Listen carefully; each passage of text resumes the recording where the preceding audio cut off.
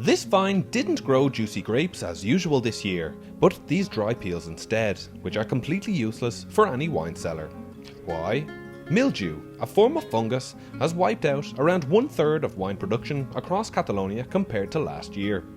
But this is far from just a one-off plague, as this type of scourge is becoming increasingly more frequent. I'm here in the famous wine region of Penedès, and specifically in one of the vineyards of the Albert i Noia wine producers. They have been particularly badly affected by the mildew this year, with estimated losses of between 30 and 70%, because the wine that they produce is organic, which means they don't use any chemicals to get rid of the plague. However, it's not the fungus that's worrying them most, but rather climate change. In my life and in the life of my father and my grandfather, they never know 1 year with a high pressure of the fungus like this year. In the first 6 years of the year we had more than the medium rain than in all year round. But it's not so clear that it's because of this. Probably.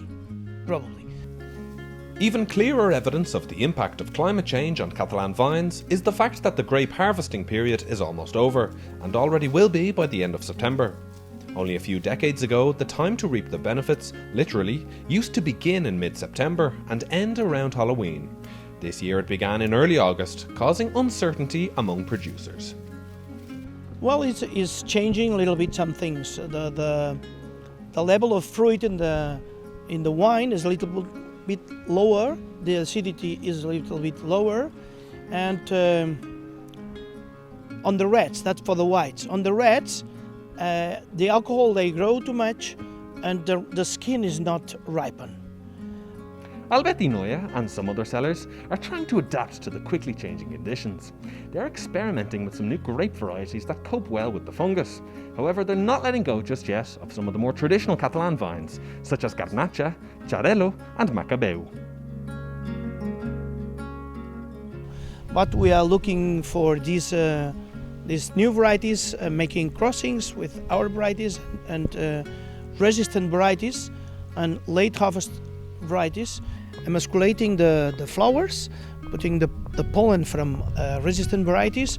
Then we mix because they make love, and the seeds of these grapes, they come from a crossing of these two. They aim to force the land to adapt to the new conditions as soon as the changes occur.